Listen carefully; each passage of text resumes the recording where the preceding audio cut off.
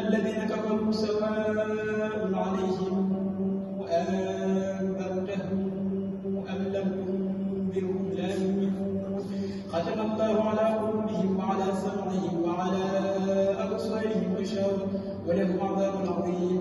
ومن الناس من يقول آمنا بالله وباليوم الآخر وما هم بمؤمنين يخادعون الله والذين آمنوا وما يخادعون إلا أنفسهم وما يشعرون في قلوبهم مرض فزادهم الله مرضا ولهم عذاب أليم بما كانوا يكذبون.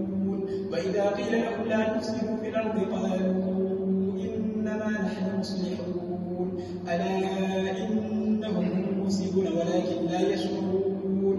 وإذا قيل لهم آمنوا كما آمن الناس قالوا أنؤمن كما آمن السفهاء ألا إنهم السفهاء ولكن لا يعلمون.